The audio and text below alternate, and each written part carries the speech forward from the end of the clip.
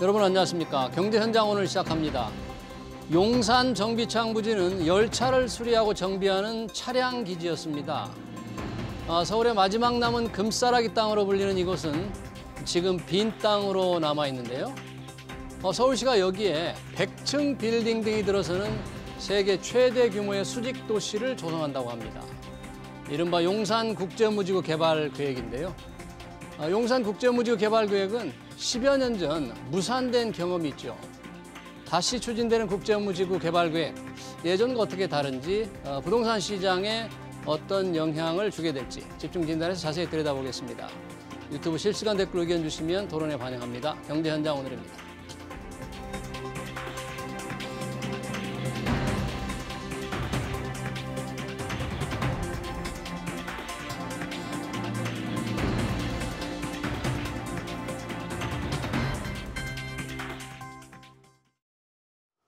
네, 용산국제무지구 개발계획 토론하기 위해서 두 분 모셨습니다. 두성규 목민경제정책연구소 대표, 한문도 서울디지털대 부동산학과 교수 나오셨습니다. 두 분 어서 오세요. 안녕하세요. 반갑습니다.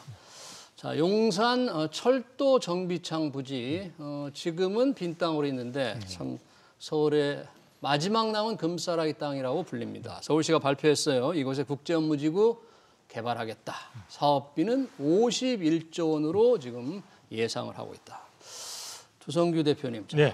국제무지구 개발 계획 거대한 수직도시 프로젝트인데 우선 어떤 내용입니까 이게? 네, 지금 방금 말씀하신 대로 이제 2008년에 그 금융위기가 이제 도래하면서 사실은 2007년부터 굉장히 그 당시에 이제 오세훈 시장, 그 당시에도 시장이었습니다. 시장. 네, 굉장히 야심차게 한강 르네상스 전체적인 계획 프로젝트와 함께 같이 연계해서 개발을 시작을 했었는데 공교롭게도 이제 금융위기가 도래하면서 사실은 여러 가지 어려움들이 직면해가지고 무산됐습니다. 그래서 이제 그러다 보니까 그동안 계속해서 다시 한번 재개발해보려고 하는 그런 움직임들은 있어 왔습니다만 크게 어떤 변화를 주지를 못하고 10년, 말씀하신 대로 10년 이상 방치되어 오다시피 했는데요.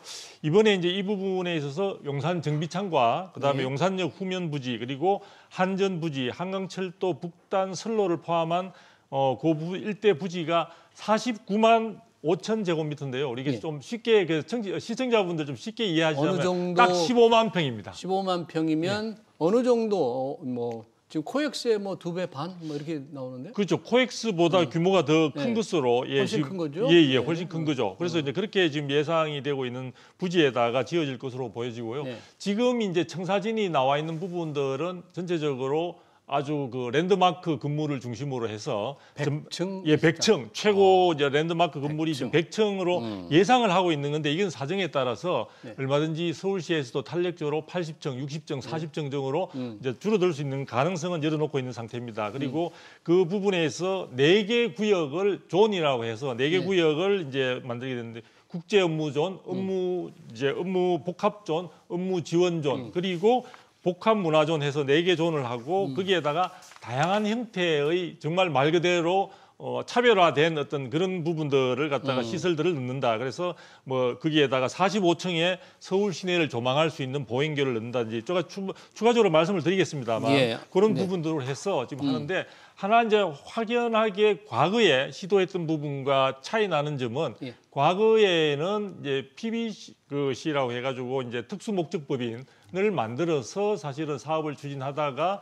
굉장히 이제 무산이 됐었는데 이번에는 코레일과 SH공사, 서울주택도시공사가 사업 시행자로서 적극적으로 나서서 1단계에서 기반 시설을 갖다가 충분히 조성한 후에 민간에서 20개 필지로 되어 있는 곳을 2단계에서 좀 다시 본격적으로 필지를 나누어서 그에 따라서 개발하도록 하는 알겠습니다. 그런 방식을 취하고 있다는 자세한 내용을 특징입니다. 조금 더 얘기를 진행해가면서 들어보기로 하고 우리 한문도 교수님께 그러면 과거에와 조금 다른 방식이라고 하고 좀 다르다고 하는데 그럼 과거에 한번 했다가 실패한 당시를 조금 한번 회상하면서 당시는 어떻게 하려고 했는데 왜 이렇게 실패가 됐는지.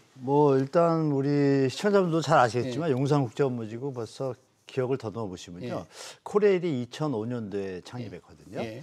그리고 2006년도에 이제 이 부채가 좀 많다 보니까 빚이 많아서 노무현 대통령이 그런 얘기를 하죠. 코레일 그 정부창 부지 같은 거 좀 개발해서 부채 좀 갚고 좀 서울시에 도움이 되는 걸 좀 했으면 좋겠다 이런 표현을 합니다. 예. 하자마자 2006년도부터 이제 마스터 플랜을 잡기 시작하고 이미 2001년도에 이미 국제 업무지구로 지정을 했어요.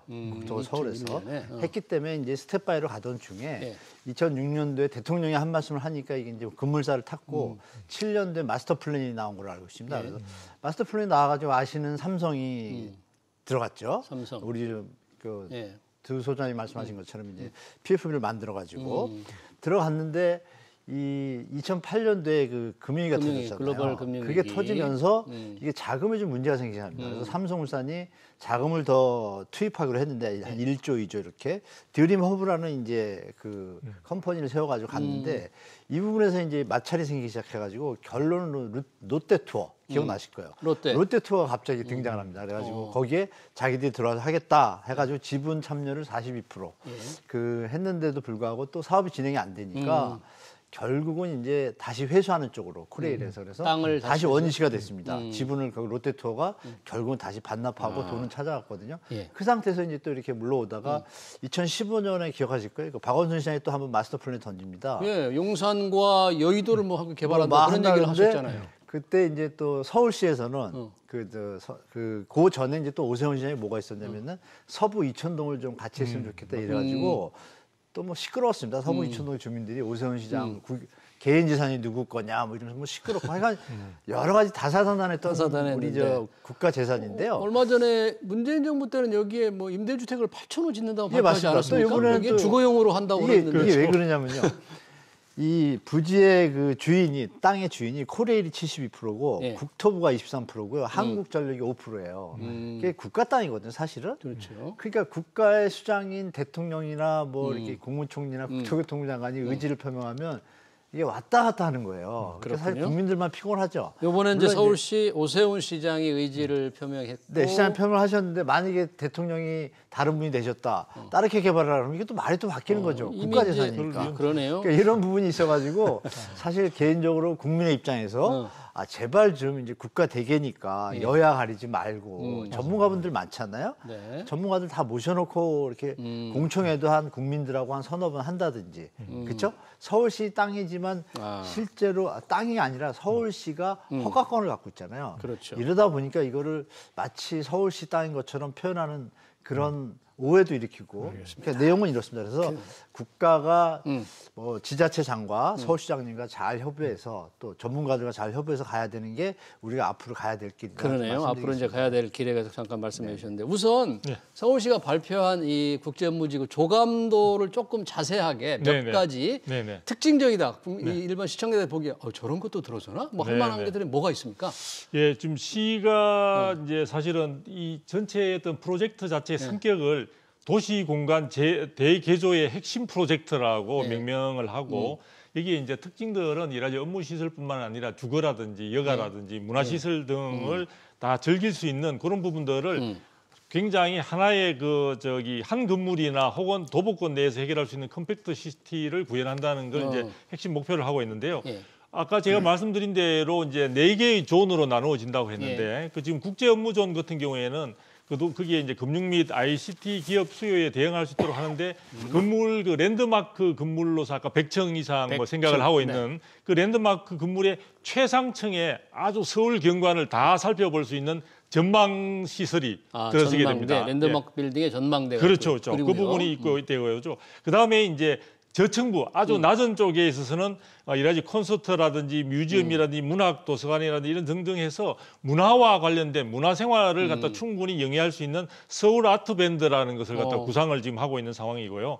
그다음에 이제 그 업무 복합존이나 이쪽에 있어서 중간에 지금 화면에도 나오는데 중간에 그 보행 전망교 저건 뭡니까 저게 몇 층에 세운다는 저기 거예요? 45층에 저렇게 도보로 가면서 그것도 좀 말씀을 좀 드릴 건데 그런 스카이 트레일이라고 해가지고 스카이 트레일 업무 복합존에 이게 이제 45층 그러니까 건축물의 그 45층에 해당되는 상당히 고층이죠. 고층에 이제 서울의 여러 가지 어떤 시내 파노라마 조망을 갖다가 살펴볼 수 있는 그래서 일명 보행 전망교인데 스카이 트레일이라고 지금 명명을 하고 네. 있습니다. 예, 네. 그런 부분들도 도입해서 일반 시민들이 무료로 좀 그렇죠. 올라갈 수 있겠죠. 1.1km 정도 되는데 예. 저기를 이용하는데 무료로 지금 무료로. 근데 오세훈 시장의 지금 생각입니다. 아, 무료로 될지는 그때 가서 좀 봐야 되지만 예. 그런 부분들이 있고요. 그다음에 이제 거기에다가 녹지를 갖다가 전체 사업 부지에 해당하는 만큼을 그 안에다가 여러 가지 건물 위라든지 등등 해서 녹지 공간을 조성하겠다. 그래서 사업 부지만큼의 녹지를 네네네네. 그러면 녹지를 어디다 조성하길래 사업 부지만큼 그 가능해요? 그게? 안에서 이제 만들어지는 거죠. 그래서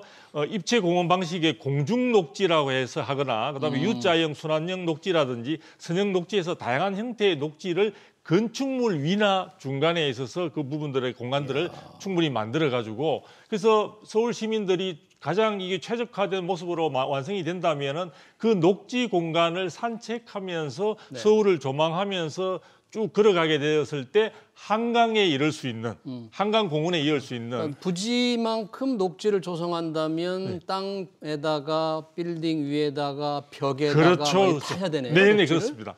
어, 아주 신개념의 그런 부분들을 그래서 과거에는 녹지라고 하면 우리가 공원 정도의 마련 부분에 대한 생각을 했다면 정말 입체적이고 뭐 3차원적인 그런 부분들에 대한 공간을 갖다가 녹지로서 활용한다 해서 그 부분도 굉장히 중요한 하나의 어떤 시설로서 지금 부각이 되고 있습니다. 아까 한문도 교수님께서 이제 10여 년 전 네. 실패할 때 그 사업하는 드림허브는 이제 민간이 출자한 회사들이었죠. 네, 그때는 그랬습니다. 그렇죠. 민간이 이제- 출자를 해서 네. 약간의 컨소시엄 형태로 개발한 형태였는데 요번에는 예, 서울 맞습니다. 예. 시가 하니까 주도적으로. 서울주택공사와 코레일이 시행사가 된다는데 네. 어떻게 다른 거예요? 그때와 지금 그때만 해도 이 개발 툴이나 어떤 이런 매뉴얼이나 어떤 공법이나 이런 부분에 대해서 코레일이나 SH공사는 이제 그 뒤에 이제 설립이 됐잖아요. 그러니까 이제 어떤 스킬이 없죠. 능력이 없었죠. 쉽게 말하면. 그럴 때는 이제 민간 개발사들이 이미 삼성 같은 데는 이제 뭐 아시겠지만 말레이시아 뭐 고층건물부터 해가지고 많은 경험이 있으니까 이제 삼성이 들어갔던 거예요.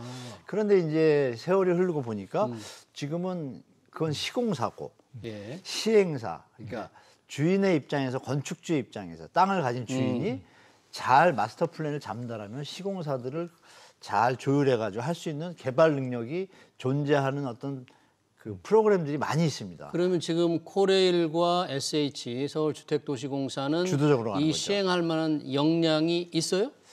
예전에는 없었는데 지금은 있다고 볼 수밖에 없습니다. 왜냐하면은 아시겠지만 우리가 핸드폰도 예. 우리가 뭐 이렇게 정보들을 접하는 게 제한적이었잖아요. 예전에 지면으로 신문일 때는.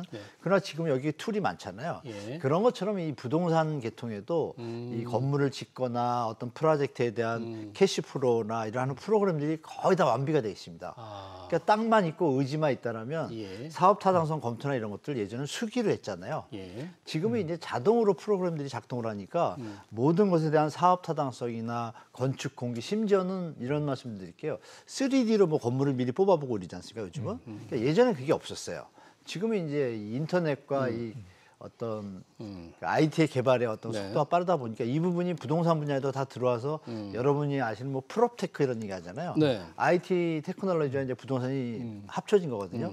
그거를 활용하면은 사실 아무것도 모르는 사람도 마음의 그래요? 준비라고 시작한다라면 그 프로그램들이 많다라는 걸 제가 말씀드리고 공공기관의 역량을 조금 의심하는 분도 있는 것 같아서 걱정이 좀 그거는 이제 되는데 공공기관에 대한 신뢰도가 이제 그동안 많이 떨어지다 또 높지 보니까 그게 않으니까. 이제 도매값으로 넘어간 것 같은데 제가 볼 때는 충분히 그 건설사나 시행사나 디벨로퍼들의 또 자문위원으로 뭐 위원단을 뭐 두박사님 같은 분이 잘하시거든요. 그럼요. 위원단으로 한 20명만 꾸려도 전혀 문제 없이 그래요? 시행할 것 같습니다. 제가. 그러면 처음에 이 공동시행사 네. 코레일과 주택도시공사 서울주택도시공사가 뭐 기반시설 땅을 다 조성하고 기반시설을 만드는 곳이죠. 네네. 계획이 어떻습니까? 시기는? 그러니까 지금 이제 1단계와 2단계로 나누어서 이제 한다는 건데 이제 기반 시설에 해당되는 부분들 그러니까 이제 그 필요한 시설들이라든지 네. 그다음에 이제 택지 조성이라든지 이런 부분들을 코레일과 이제 그 지금 SH공사가 같이 이제 공동으로 해서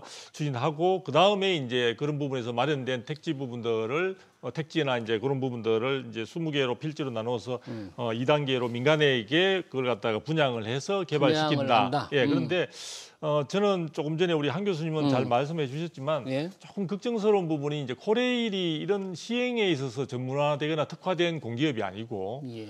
SH공사 같은 경우에도 이게 여러 가지 지금 말씀하신 대로 전문성을 갖고 있다는 점은 저도 공감을 합니다만 이 사업 규모가 너무 크다고 볼 수 있습니다. 좀 예상되는 51조 원 규모인데. 그렇죠. 그러니까 이전에 이제 무산이 되었던 당시의 규모가 사업 규모가 31조인데 예. 그 당시에 뭐라고 했냐면 단군 이래 최대의 사업이다라고 할 정도로 이제 메가 프로젝트라고 이야기를 했는데 지금은 그 시간이 흐르는 동안에 추가적인 사업비나 이런 부분들이 현재 예상되고 있는 것이 51조입니다. 근데 이 말은 다시 말하면은 과거에 우리가 KTX 그 사업이나 이런 부분을 건설할 때 보셔서 알겠지만 사업비는 더 추가될 가능성이 더 크다고 볼 수 있고요. 예. 그랬을 때 이 메머드급의 사업을 과연 충분한 경험과 특히 전문성 부분에 있어서 확신을 주기에 힘든 공기업에서 나서서 예를 들어 뭐 LH나 이런 경우 같으면은 조금 다를 수 있는데 네. 서울 시내에서 SH공사가 가지고 있는 규모나 이런 부분들 그다음에 코레일이 가지고 있는 이 건설이나 이런 부분에 대한 노하우 등을 생각할 때는 조금 걱정스러운 부분들이 있고 코레일과 SH공사의 공동 시행사의 역량에 대해서 네네. 약간 좀 걱정스러운 부분들이 네, 있다. 그리고 그 당시에 이제 우리 한 교수님 말씀하신 대로 사업비 부분에 대한 조달이 이제 그 힘들게 되면서 사업이 전체적으로 어그러졌는데 그 사업비 조달과 관련해서 꾸준하게 이게 장기 사업이라고 볼 수 있거든요. 근데 그 부분들을 지속적으로 시공에 대한 전문성뿐만 아니라 시행하고 감독하고 하는 것 외에도 가장 중요한 자금 부분을 갖다가 충분히 조달하면서 이 사업의 진척에 문제가 생기지 않도록 하는 부분에 대한 전체적인 그 운영할 수 있는 능력, 그 프로젝트 수행 능력, 그 부분에 대해서는 앞으로도 계속 많은 우리 시민들이나 국민들이 더 눈여겨보면서 지금 좀 해야 될것 자금 같습니다. 관련해서는 SH 서울주택도시공사는 회사채를 발행해서 일단 뭐 기반시설 공사하는데 좀 쓰겠다. 뭐 그런 회사채를 발행한 그거는 네, 이제 그런 한 그 단편적인 얘기군요. 얘기고요. 네. 그게 가능하겠습니까? 51조인데.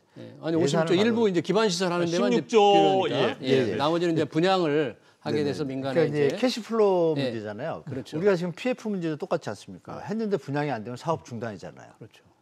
그러니까 이제 두 박사님 말씀도 맞는 게 많습니다. 왜냐하면 역량은 있지만 그 역량이 어떤 집중화되고 아까 말씀드린 사이드의 자문위원들에 대한 어떤 그 자문을 100% 수용하는 자세로 간다면 문제가 없는데 네. 제가 볼 때 말씀드린 것처럼 SH공사의 어떤 직원의 어떤 구성원이나 이런 거 볼 때는 기존의 건설사 디벨로퍼들보다는 당연히 약하죠. 업무 능력이 떨어지죠. 중요한 건 뭐냐면은 설계도 되게 중요하지 않습니까? 시공도 중요하고 설계도 중요한데 이 부분을 과연 다 컨트롤할 능력은 있냐 이거죠. 없지만 툴은 있다 이거죠. 프로세스는. 그러니까 제가 드릴 말씀은 뭐냐면 주도권은 땅을 가지고 있지만 우리나라에 내놓으라 하는 설계 회사라든지 건설사, 시행사 분들이 어떤 업무 역량에 있어서 국가의 재산이기도 하니까 SH공사가 너무 욕심을 내가지고 공사 입장에서 공사의 어떤 사업으로 생각하면 큰일 나는 거죠, 이거. 그렇죠. 그러면 이건 일이 나요. 왜냐하면 우리가 생각하실 게 롯봉기가 17년 걸렸습니다. 지금 롯봉기, 일본의 일본 롯봉기가 우리가 도심 비슷한 재개발 이 프로젝트 형태인데 17년 네, 시작해서 17년 걸리는데 거기 부지가 11만 제곱미터예요. 이거 5분의 1밖에 안 돼요. 그러니까 그게 17년 걸리면 일본을 생각하실 게 뭐냐면 일본은 5분의 1밖에 안 되는 곳이 지진의 문제도 17년 있지만 걸렸다. 항상 주민들의 의견과 전문가 의견들을 충분히 한 다음에 문제를 사전에 제거하고 해요. 알겠습니다. 그리고 허드슨 야드라고 아시는 미국, 분들이 좀 빠질 수 있는데요. 여기는 지금 몇십 년째인데 지금도 다 안 지었어요. 이게 왜 허드슨. 말씀드리냐면 이 요번에 발표한 게 하는 건 좋은데 2030년에 입주예요. 예정이. 빨라야 그러면. 네. 첫 입주 계획이 이렇게 2030년이면 불과 얼마 남았어요. 네, 그러니까 이런 건 사실 크레이지 계획이죠. 미친 심하게 계획이다. 그렇죠? 그렇게 좀 미친 느낄 수가 계획. 있는 거예요. 우리 저 부동산 아시는 분들은 이 사업을 7년 만에 마치 다 될 것처럼 포장하는 건 잘못된 거예요. 2030년 첫 입주는 거의 첫 미친 입주니까 총 사업 기간을 얼마를 잡는지에 대한 로드맵이 마스터 플랜을 명확하게 국민들과 국가 땅이잖아요. 서울시가 욕심내지 말고 국가 국민을 바라보는 관점에서 접근한다면 이렇게 발표하면 이거 성급한 거죠. 성급하다. 첫 입주는 이런데 총 기간은 뭐 일본은 17년이 걸리고 저긴 30년이 걸리고 우리는 한 20년 이러면 신뢰도가 가는데 10년 만에 되고 뒷얘기가 없어요.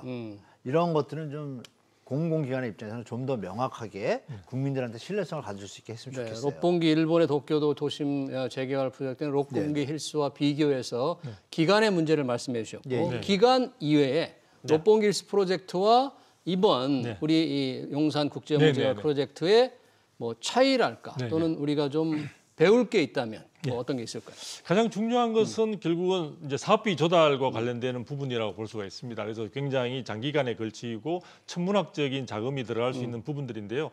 롯봉기 같은 경우는 앞에 우리 한 교수님 잘 말씀을 해주셨지만 전반적으로 이 해당되는 해당되는 자치단체라고 볼 수 있는 동경도가 굉장히 적극적으로 의지를 가지고 참여를 했고 민간 투자자들이 10여 개사 이상이 참여를 했습니다. 그러니까 최근에 우리 국내에서도 문제가 되고 있는 부동산 PF와 관련해서 우리 국내의 경우는 시행사라는 존재들이 대부분 보면 자본력이 굉장히 열악한 그런 상태들이 많은데 일본의 경우에는 이런 시행사들이 굉장히 자본력이 탄탄한 그러한 투자자들로 구성이 되어 있거나 자체적으로도 지금 자본력이 탄탄한 편인데 그러한 가운데 민간 투자자들이 10여 개사 이상이 롯봉기 개발에 적극적으로 참여를 했고요. 민간 투자사들이? 네네. 그리고 해당되는 부분에 대한 토지 소유주가 400명이 넘었습니다. 그럼에도 불구하고 그 모두가 적극적으로 참여를 유도할 수 있는 그러한 제도적인 환경들이 만들어지면서 사업을 성공적으로 이끌어갔는데 우리 같은 경우는 과거에도 사실은 조금 전에도 이야기가 나왔지만 서부 이촌동 주민들이 소유권 행사와 관련해서 굉장히 갈등이 심화되는 부분들이 전체적인 사업을 갖다 힘들게 만든 하나의 큰 요인이 되기도 했거든요. 그래서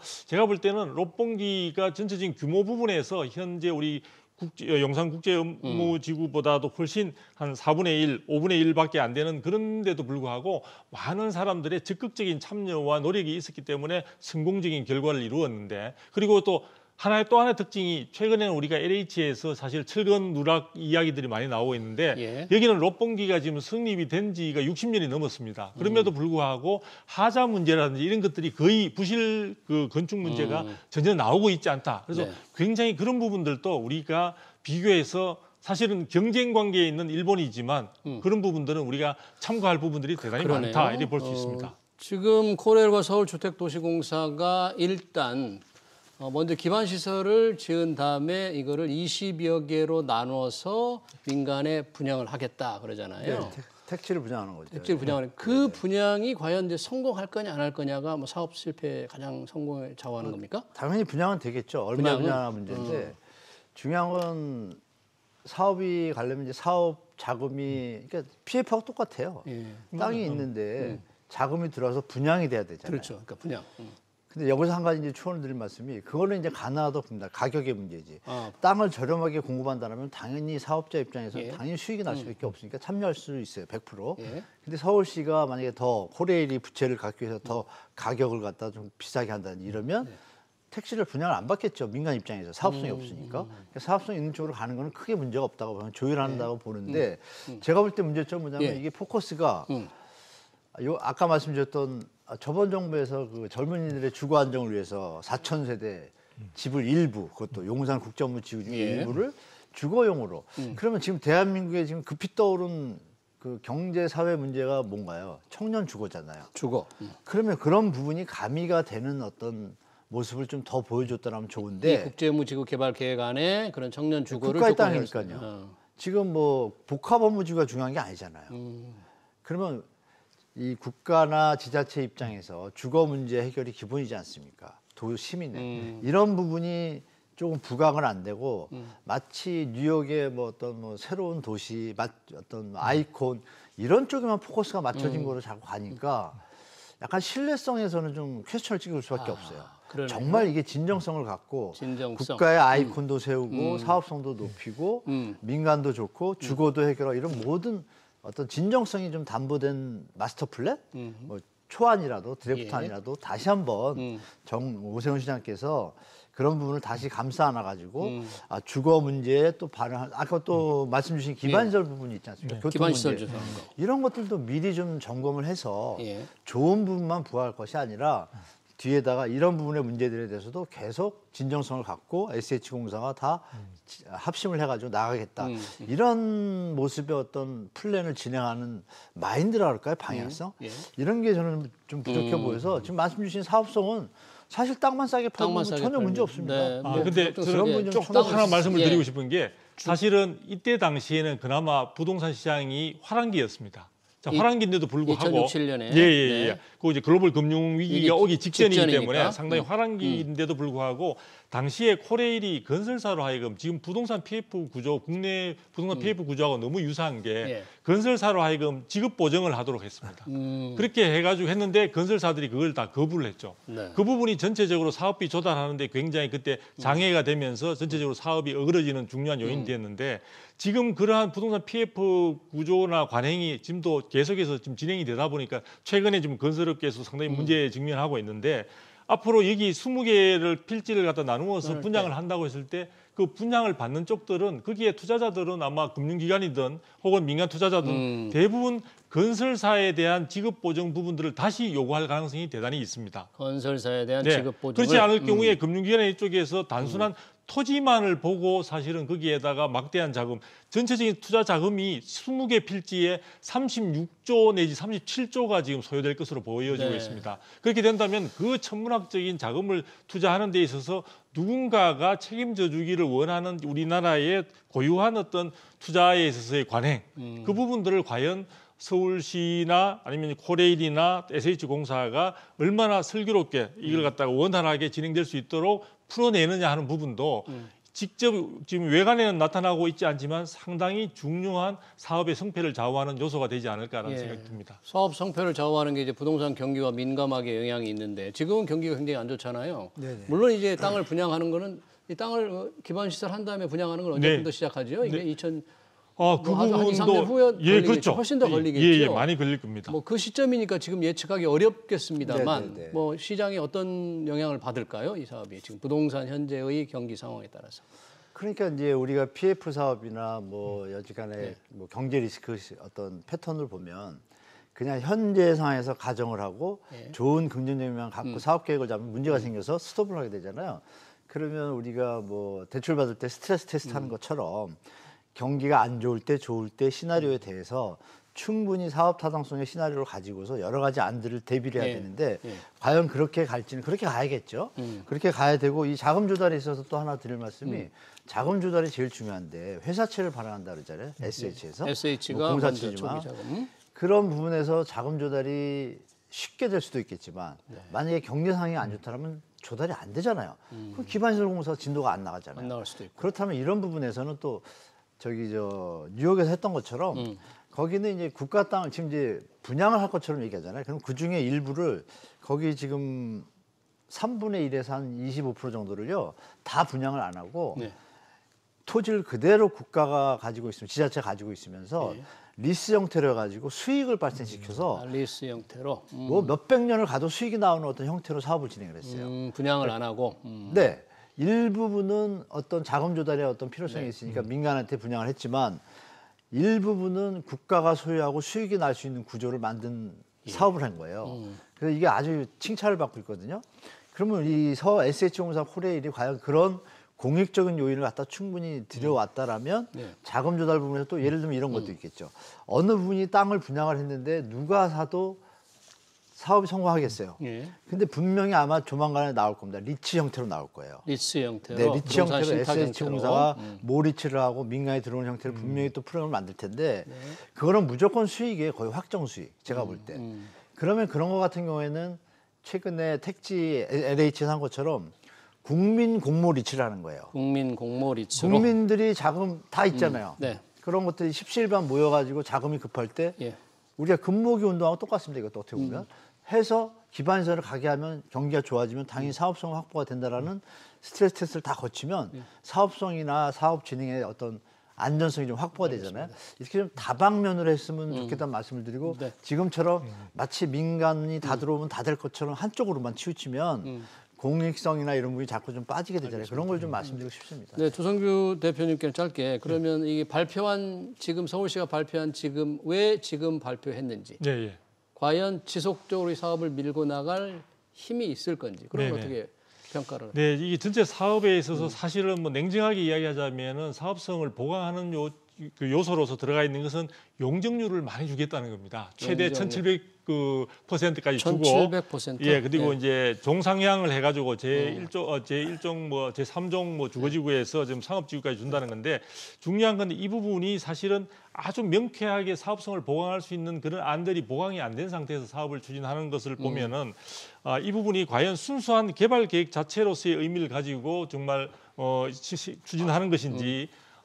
아니면은 오세훈 시장이 뭔가 지금 시장으로서의 지금 재임 중에 치적을 확보하기 위한 그런 부분에 대한 의구심도 조금 사실은 완전 불식시킬 수 힘든 불식을 그런 좀 측면이 시켜야겠네요. 있는 것 같습니다. 예, 네. 그럼에도 불구하고 14만 6천 명의 고용 효과와 32조 6천억의 생산 유발 효과가 있다는 점은 대단히 긍정적입니다. 알겠습니다. 그래서 제가 볼 때는 조금 더 세심하게 살펴가서 성공적으로 그러니까 단순한 어떤 그 지자체 장의 치적 쌓기를 갖다가 복선에 깔 것이 아니라 예. 전반적으로 사업을 성공적으로 가는데 많은 국민들과 서울 시민과 또 정부가 함께 공동 노력을 해야 될 것 같습니다. 알겠습니다. 용산 국제무지구 개발계획 조감도에 관한 토론 여기서 마치겠습니다. 지금까지 두성규 목민경제정책연구소 대표, 한문도 서울 디지털대 부동산학과 교수였습니다. 고맙습니다. 감사합니다.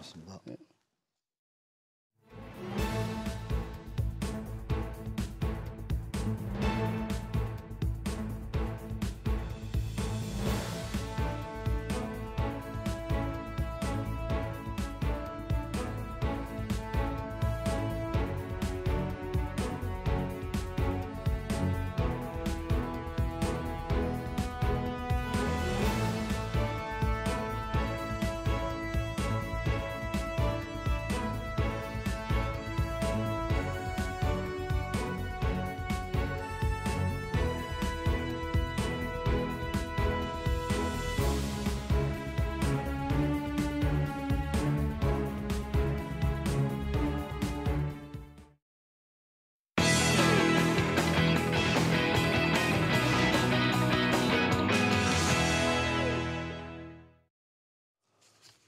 네, 국민 안주로 불리며 서민들에게 친숙했던 오징어가 동해 바다에서 자취를 감추며 금징어라고 불릴 정도로 가격이 치솟았습니다.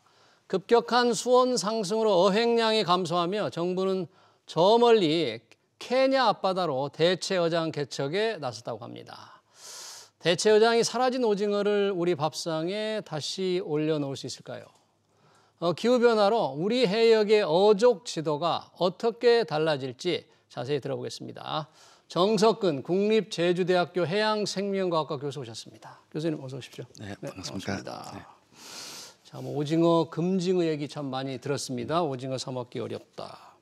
국내 어장에 지금 뭐 씨가 말랐다고 하는데 어족 자원의 지금 변화가 기후 변화 때문에 많이 생기고 있다는 거잖아요. 네. 어떻게 생기는 거? 대표적인 변화가 어떻게 나타나고 있습니까?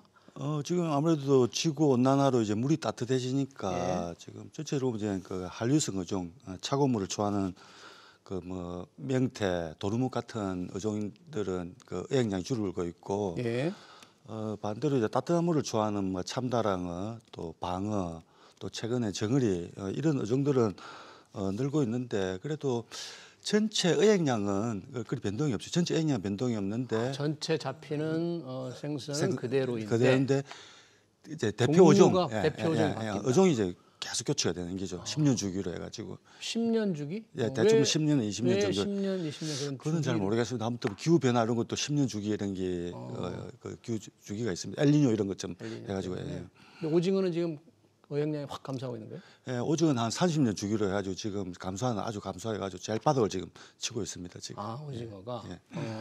그리고 또 줄어드는 게 또 뭐가 가장 명태? 대표적인 명태하고 또 말지치라고 지치 옛날에 지포 기억나시죠? 지치가 지금 이미 90년대에 줄어들었고요. 그 정도로 어족 자원의 변화가 생기려면 우리 해역에 수온의 변화가 많아야 될 텐데 수온 변화가 어느 정도 있는 거예요 지금?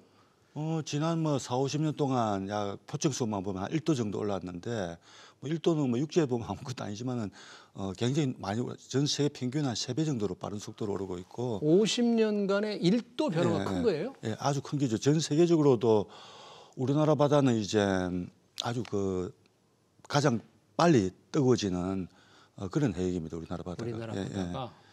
그래서 뭐 저 유엔이나 IPCC 같은 데서도 1.5도 목표를 잡고 있잖아요. 예. 1.5도를 잡. 이미 예. 우리는 1도를 초과했고요 지금. 예. 예. 근데 기후 변화라는 게 온도를 올리는 것도 있지만 이 이상 한파도 나오잖아요. 예. 수온이 좀 낮아질 수도 있는데 그 낮아지는 변화도 생기지 않습니까? 그랬다는?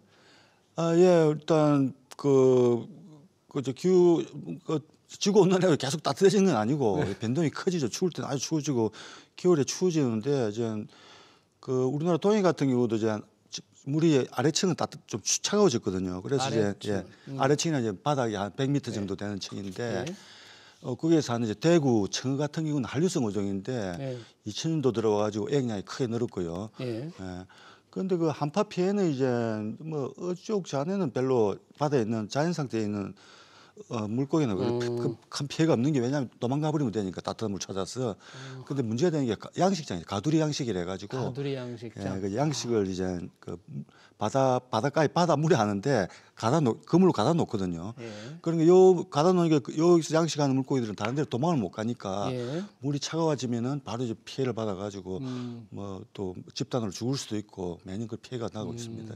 그럼 기후 변화로 이렇게 어족정이 달라지고 잡히는 대표 어종이 많이 달라지면서 우리 해산물 수입도 많이 바뀌고 있겠네요. 어떻게 바뀌었습니까, 우리는? 아무래도 이제 그 요즘 안 잡히고 있는 대표적으로 이제 명태. 명태도 지금 거의 안 잡히니까 또 먹어야 될 거 아닙니까? 그러니까 명태를 굉장히 제일 한 40만 톤 이렇게 수입을 하고 있고 그다음에 명태 어디서 우리 제일 많이 수입하죠? 주로 뭐 러시아에서 수입을 하죠. 네, 러시아. 그다음에 오징어도 안 잡히니까 또 오징어도 뭐 연내 한 4천억, 5천억 원어치 정도 수입을 하고 있습니다 지금. 그렇게요. 야, 그러면 이 상대 오징어가 저희가 아까 국민 안주라도 얘기했는데 이 수입을 그렇게 늘리는 길밖에 없습니까, 오징어?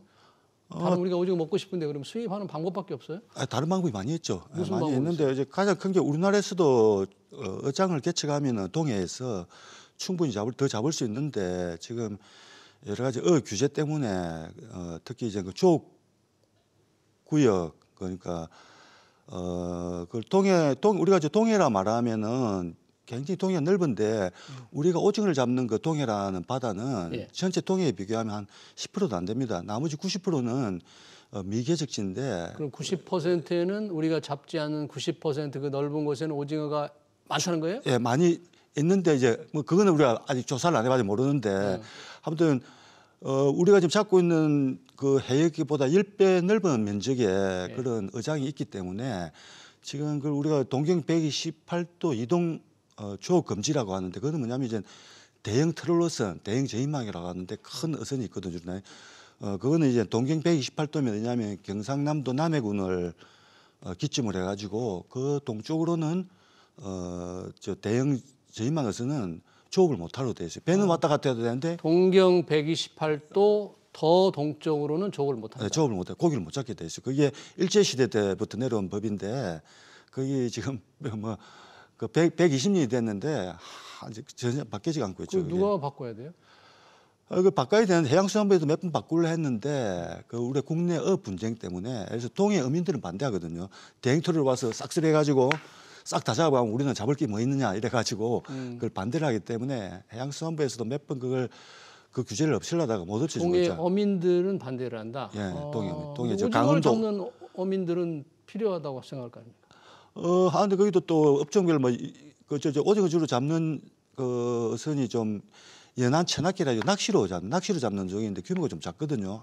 그러니까 또 근해 체납기라 해가지고 오늘 배가 좀 커요. 그래서 넓게 들어가는데 그런 업종에 따라서 이해관계가 다 달라지기 때문에 지금 동경 128도 요 문제를 해결을 못 하고 있는데 지금은 오징어 지금 안 잡혀가지고 어차피 동해업도 지금 거의 뭐 견디기 힘든데, 폐업을 할 판이잖아요. 그런 판인데 우리나라 전체로 보면은 그 동경 128도를 풀어주면은 그 대형 트롤러선이 가서 저 어디냐면 한일 중간 수익이라고 하죠. 독도 동쪽으로 해가지고 그쪽에 또 이에 대하태라 해가지고 또 울릉 분지가 있거든요. 거기는 전통적으로 거기 오징어 굉장히 많이 잡아왔던 곳인데 지금 우리나라 국내 사정 때문에 이런 분쟁 때문에 우리가 가서 오징어를 못 잡고 있거든요, 실제로. 분쟁이 국내에서 국내 분쟁 어민들과의 때문이죠. 분쟁이고 혹시 뭐 일본이나 다른 나라와의 그런 분쟁이 아니고. 예, 그런 문제는 아닙니다. 심지어는 우리가 러시아에 가서 입으로 내고 가서 잡으려고 해도 요 120발도 요 금지 규격 때문에 그 대형 트롤로스는 러시아 바다에서도 입으로 내더라도 들어가서 잡을 수가 없어요. 그래가지고 입어료를 내고 예. 고기 잡는 돈을 내고도 가서 잡을 수가 잡을 수가 없다. 없다 우리나라 말이에요. 규제 128도 때문에. 그 규정 때문에. 그래서 그걸 풀어주면은 일단은 뭐 100% 해결은 안 되더라도 충분히 더 잡을 수 있는 가능성도 있고, 그러면 또 요즘같이 이제 오징어 안 잡을 때 대체 어장으로서 그걸 우리나라에 공급을 해주면 되는데 그걸 해결을 좀 못 해주고 있습니다. 지금. 우리 그 동해 어민들이 많은 반대를 하기 때문에 해양수산부가 해답을 못 내놓고 있고. 예, 뭐 해양수산부에도 뭐 중재안을 적극적으로 나서면 됐긴데 뭐 그 이제 아마도 그 연안에서는 어민들 숫자가 수만 명이 되니까 그 또 국회의원들이 표 이식도 해야 되고 해야 되는데 그래서 그런 문제 때문에 쉽지가 않은 것 같더라고요. 예. 그럼 말씀하신 동경 128도 이상으로 벗어날 수 없다는 이런 여러 가지 관련 규제, 이런 규제로 인해서 우리 지금 어획량에 생기는 문제들이 비단 오징어만은 아니겠네요. 어떤 다른 문제들은 뭐가 있습니까? 많죠. 지금 뭐 아까 조업구역 금지도 있지만은 이제 가장 큰 문제 기후 변화라 하면은 변화하는 게 변화하면 뭐 사람도 거기 맞춰가지고 변화를 해야 되고 업도 거기에 맞춰서 변화를 해야 되는데 변화를 못하게 다 업 규제가 워낙 촘촘히 있어가지고 그래서 조업구역을 바꾸는 것도 안 되고 조업구역도 못 바꾸고 또 주로 잡던 어종을 다른 어종으로 바꾸는 것도 안 되고. 아유, 그런 규제가 그렇게 많습니까? 뭐 규제가 한 1,500가지 된다는데 전 세계 규제는 뭐 다 들고 왔다는데 그런 규제가 전혀 안 없어지고 있기 때문에 또 뭐 금지체장 이런 것도 대표적인 이제 악법인데 금지체장은 뭐냐면은 고기가 아주 오징어 금지체장이 15cm라고 지금 규정을 했는데 금지체장이라는 것은 잡을 수 없는 어느 정도 일정한 크기 아니면 못 잡게 하는 길이 그런 걸 말하는 거죠. 그런 거죠. 금지체장. 그럼 오징어를 보기를 들면 이제 오징어가 15cm 금지체장이거든요. 15cm. 그런데 그물로 잡으면은 15cm 이하도 잡혀요. 잡히는 금지체장면은 15cm 잡은 건 골라가지고 바다에 버리고 오래 이 말이거든요. 바다에 버리고 오는 말인데, 그런데 그 15cm보다 작아도 이미 그물로 잡으면 다 죽어버려요. 대부분 죽고 또 잡으면 이미 죽고. 또 배에 올라오면 또 요리 손질하면서 다 죽고 한데 그게 그 어차피 오면 다 죽었는데 15cm보다 작다고 이미 죽은 걸 또 바다에 다시 버리고 오라는 이런 법이죠. 금지체장 규제 때문에 다시 바다에 던져야 되는데 죽은 오징어를 또 던지면 무슨 다시 의미가 바다에 있느냐. 그래야 그런 게 되는 거죠. 환경 오염만 더 심각해요. 그런 거 또 요즘 이제 해양수산부에서 한 10년, 20년 전부터 추진하고 있는 게 총허용 어획량 제도를 해가지고 총허용 어획량? 이제 할당제죠. 예를 들어서 뭐 오징어는 뭐 10만 톤만 잡아라, 뭐 고등어는 뭐 5만 톤만 잡아라 이런 식으로 그걸 이제 선진국 뭐 어업이래 가지고 아무 생각도 없이 그 일본에서 뺏겨온 긴데 아무 생각 없이 왔는데 그게 또 우리나라 어업을 발전을 아직 가로막고 있는 그런 나쁜 제도인데 근데 그 해양수산부에서 잘 모르더라고요. 몇 번 이야기해도 안 바뀌더라고요. 그래요. 이 정부 들어서 규제 개혁을 한다, 규제 혁파를 한다고 했는데 해양수산부는 규제 개혁 분위기가 좀 비껴갔나? 왜 그런 것들을 좀 안 하죠? 뭐 해양수산뿐만 아니라 우리나라 정부 뭐 행정부처가 하는 게 뭘 하는 척하지 실제적으로 문제 해결 그런 내지는 없고 다 뭐 전시행정이라고 합니까? 뭐 하는 척만 하지 실제로 무슨 문제를 해결하는 그 관료 자체의 속성이 뭐 그런 것 같더라고요. 제가 관료들의 그래도 관료들이 뭔가 좀 개혁을 통해서 변화를 하려고 하는데 아직 규제가 그렇게 많은 줄 몰랐는데요. 또 어떤 어종이 또 이런 규제 때문에 우리 밥상에 제대로 못 올라오는 게 뭐가 있어요? 대표적으로 참치라는 거죠. 참치가 지금 참다랑어 참치. 동해에 가면 지금 뭐 참다랑어가 뭐 얼마나 많은지 뭐 지금 올라와 가지고 뭐 그물 한번 던지면 뭐 수백 마리가 잡힌다는데 그거 다 버려야 되죠. 그것도. 왜 못 잡아? 그거는 또 그 국제어업 협약상 해가지고 WCP 뭐 FC를 해가지고 뭐 참다랑은 이제 그 태평양 전체를 해유를 하기 때문에 거기서 뭐 이제 할당량을 정해주고 각 국가별로 우리나라는 약 1,000톤 정도 할당량을 받아봤어요. 7톤? 1,000톤요. 1,000톤? 근데 잡히는 거는 지금 아마 수만 톤 잡히고 있을 겁니다. 지금. 그럼 어떻게 해요? 다 버려야죠. 바다에 다시 버려? 그럼 죽은 거라면? 그래 가지고 2년 전인가 영덕에 그 참치가 한번 영덕 해변에 몰려와 썩어가지고 막 냄새를 진동을 하고 했잖아요. 예. 예. 그리고 지금은 어떤 상황이면 정치망이라 가지고 이제 난에 그 그물에 이제 잡히면은 어미들 그걸 잡아가지고 이제 연안에 버리면 이제 환경 오염이 되니까 먼 바다까지 나가가지고 이제 버리는. 버리고 와요? 예. 그 아까운 참치를 다 버리고 있습니다 지금. 아, 그래요. 예. 국가별 할당량 할당제. 때문에. 그 장 총허용 의용량제도 똑같은 거죠 그런 게. 그래요. 예. 근데 국가별 할당량은 우리나라만 혼자서 바꿀 수는 없는 거죠. 거네요. 예, 예. 그 국가 간에 협의를 해야 협의를 되나요? 해야 되고 일본하고도 협의를 해야 되는데 제가 봤을 때 너무 불합리해가지고 이거 안 되면 뭐 안 되면 탈퇴하는 방법도 있는데 또 탈퇴하면 또 언양업이 피해를 입고 이러는데 지금 우리나라 언양업이 주로 이제 참다랑어인데 참다랑어 저 언양으로 잡는 기나 지금 우리 동해에서 잡을 수 있는 기나 양이 비슷해요 지금. 그러다 보면 이제 국제협정이 깨지면 이제 우리나라 언양업은 대기업이거든요. 예. 동원이나 저기 사조 이런 거 대기업이고. 요 이제 우리나라 동해 잡는 건 영시업이기 때문에 기업화가 못 됐기 때문에 그런 이제 이해 충돌이 있는데 그래 이런 건 안 되면 해양수산부에서 자꾸 안 된다 하지 말고 일본하고 뭔가 좀 적극적으로 해결해야 되는데 물론 어려운 건 알아요. 국제 협상이기 때문에 아는데 중 안 되면 우리가 뭐 협정에서 탈퇴하는 방법까지 배수진을 치고 이리 강경하게 나가가지고 협상을 해야 되는데 그런 걸 지금 못 하고 있습니다. 지금. 풍부한데 동해안에 지금 참다랑어가 풍부한데 다 잡아서 버리고 있다. 그런 거죠. 밥상에 올려야 되는데. 자, 이 오징어 부족한 오징어를 좀 더 수입하기 위해서 또 더 잡기 위해서 뭐 케냐에 새로운 어장을 개척한다고 하는데 바로 거기 가서 잡을 수 있습니까? 개척하면? 네, 개척하면 뭐 어려울 건 없습니다. 가서 그 뭐 협상에 이불을 내든지 해가지고. 네. 가서 잡으면 되는데 근데 지금 뭐 보도 나온 거는처럼 뭐 대단한 진행이 된 건 아니고 지금 그냥 탐색하는 수준에서 탐색하는 수준. 그런 해외 어장 개척은 뭐 오징어 말고 케냐 오징어 말고 또 어떤 것들이 있습니까? 우리가 하고 있는 건? 오징어 해도 저기 원래 포클랜드 저 남미 쪽에 아르헨티나 포클랜드 그다음에 페루 쪽에서도 뭐 몇만 터씩 잡아 지금도 잡고 있고요. 예. 그다음에 뭐 다랑 같은 경우는 또 태평양, 인도양, 뭐 대서양까지 그니까 또 우리나라에서 잡아오고 있고, 그다음에 또 뭐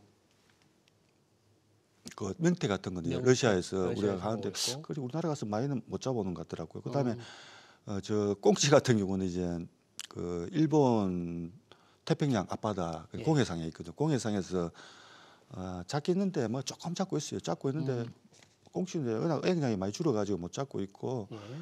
그래서 하는데 그 문제는 뭐냐면 그걸 원양업이라고 하는데 계속 규모도 축소되고 또 무슨 200해리 배타적 경제 속에 이런 그런 그 국가 간의 그 자꾸 그 영역권이 자꾸 확대되고 있기 때문에 어장도 축소되고 또 배수도 줄어들어가지고 항상 전성기 때에 비하면 지금 반도 절반도 못 잡고 있죠 지금. 그런 상황이네요. 자, 해외 대체 어장을 개발하는 것도 참 중요한 일인데. 우리 인근 일본 후쿠시마 오염수 방류 얘기 잠깐 하고 싶은데요. 다시 뭐 지금 2월 말부터 후쿠시마 오염수 4차 방류를 앞두고 있다는데 뭐 여러 가지 논란이 있었습니다만 우리 해역에 영향은 없는 거죠? 어떻습니까? 우리나라 뭐 저 영양이 0이라고 하면 또 안 되는 게 자연과학에서 0하고 동그라미 한 000 해가지고 한 동그라미 한 24개 붙어가지고 1 정도 영향이 있고 그러니까 사실 뭐 과학적으로 말하면 영향이 없다 전혀 있을 수가 없다 이렇게 생각하시면 되겠습니다.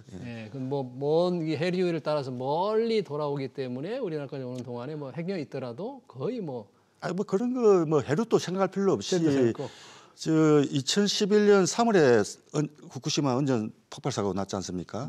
났는데 그때 이제 3달 정도 지나가지고 사고 나서 한 3개월 동안 방사능 물질이란 건 거의 다 99% 그때 90% 이상 그때 방출 다 됐어요. 대기로 해양으로 해가지고 그래서 지금 앞으로 방출하고자 하는 양의 최소 1000배, 뭐 10,000배, 아마 10만 배까지 더 많은 양이 이미 방출이 됐어요. 3달 동안 방출이 되었는데 그 3달 지나고 2011년 6월에 저 미국 MIT 대학하고 일본하고 그 과학자들이 해양학자들 공동 성수 조사해가지고 조사를 다 했거든요.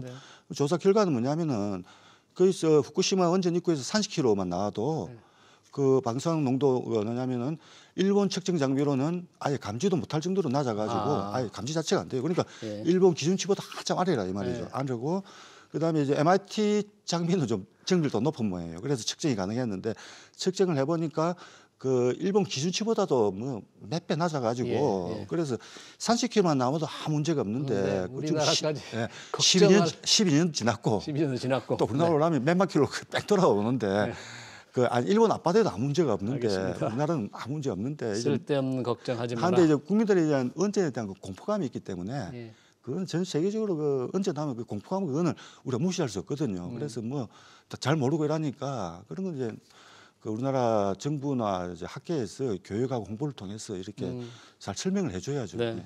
뭐 전혀 우려할 만은 하지 않지만 소통은 좀 잘할 필요가 있다 이렇게 생각이 듭니다. 네, 어족자원 변화 상황 잘 들었습니다. 지금까지 정석근 제주대 해양생명과학과 교수였습니다. 교수님 고맙습니다. 예, 고맙습니다.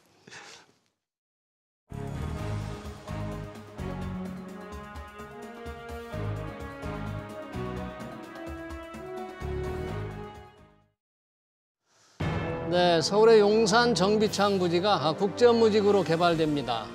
서울시가 여기에 100층 높이의 빌딩 등이 들어서는 세계 최대 규모의 수직 도시를 조성하겠다는 겁니다. 용산 국제무지구 개발은 10여 년 전 실패한 아픈 경험이 있습니다. 당시에는 민간 주도였고 금융위기라는 암초를 만나 무산됐죠. 이번에도 쉽지만은 않을 겁니다. 사업 시행자로 나서는 코레일과 서울주택도시공사가 역량을 제대로 발휘할지, 부동산 경기 침체로 민간 분양이 제대로 될지 넘어야 할 산이 참 많습니다. 경제 현장을 여기서 마치겠습니다. 시청해주신 여러분 고맙습니다.